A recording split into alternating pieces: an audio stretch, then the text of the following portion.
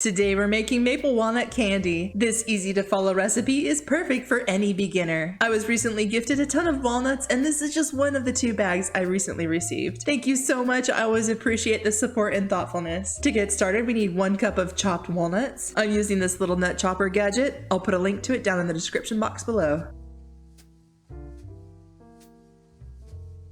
To toast our walnuts, I'm going to spread them out on this parchment lined baking sheet and toss them in the oven at 350 degrees for 8 to 10 minutes. To make the base of our candy, we're going to need 1/4 cup of softened butter, 1 tablespoon of maple syrup, 1.5 cups of powdered sugar.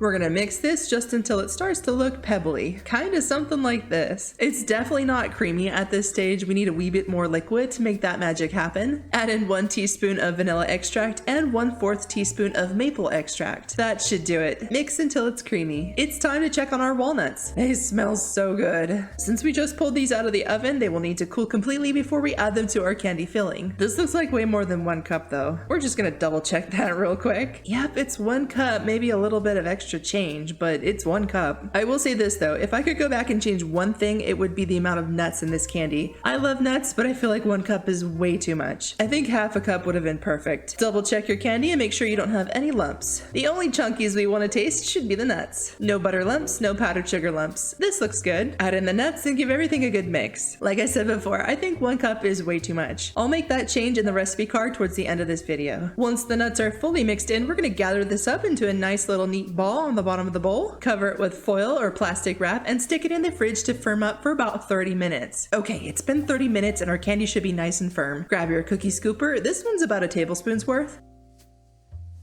Scoop out some candy filling and roll it into a ball. It should look something like this.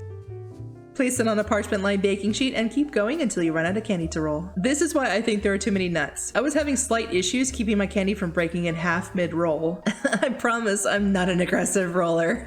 I've rolled successful cake balls before.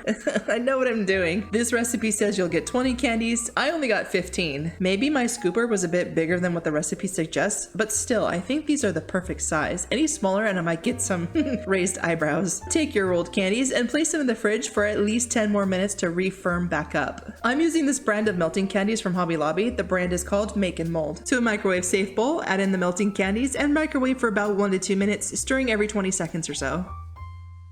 Now this does look pretty good as is, but we're still going to thin this out just a bit. We don't want any chunky coatings of chocolate, we just want a nice thin shell. To thin out your chocolate, add in any flavorless, odorless oil, such as coconut oil or vegetable oil. You don't need a lot to thin out your chocolate, no more than a drizzle. Grab a candy and dip the bottom into the chocolate and then place it on a fork. This way the bottom is already coated. All we need to do is pour on the rest of the chocolate. We don't have to fish out our candy, it's resting on the fork. Simply pour and shake off the excess. With a toothpick, once I'm ready to move the candy, I wipe the bottom just in case there's a bunch of chocolate hanging off the bottom of the fork. Take your fork to the sheet of parchment paper and using a toothpick, guide that candy off the fork and onto that piece of parchment paper. It's okay if the delivery was executed all messy like. It's all gonna harden, we'll just break off those pieces later, it'll be fine. Let's do that one more time. Dip the bottom, place it on your fork, pour the chocolate all over your candy, gently shake off the excess. Using a toothpick helps slide the candy off the fork in a nice clean motion. Let your candies completely set before trying to move them. We're gonna fancy them up a bit with a little bit of chocolate drizzle on top. I'm using a piping bag here, but a regular sandwich baggie should work too. Cut a very small opening in your bag and test out your drizzle line on some parchment paper before applying it to your candy. Make sure you're happy with that thickness. I'm keeping it very simple, just gonna go over each one with a back and forth motion. Again, let your chocolate set before trying to move them. All that's left is to decide how you want to display them. I'm gonna use these mini candy liners. I'll put a link down below if you're interested in these exact same ones. Pick up your candy and pop off any extra chocolate stuck to the bottom of your candy. How cute is that?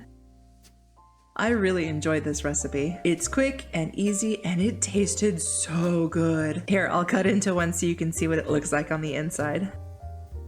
Take a look at that beauty. I still stand by what I said earlier, fewer nuts by at least half a cup. Otherwise, this was a huge win in my book. I'll drop in an ingredients list right here. Thanks for watching, and if you like this video, I hope you give it a thumbs up. Don't forget to subscribe so you don't miss out, and I'll see you all in the next video.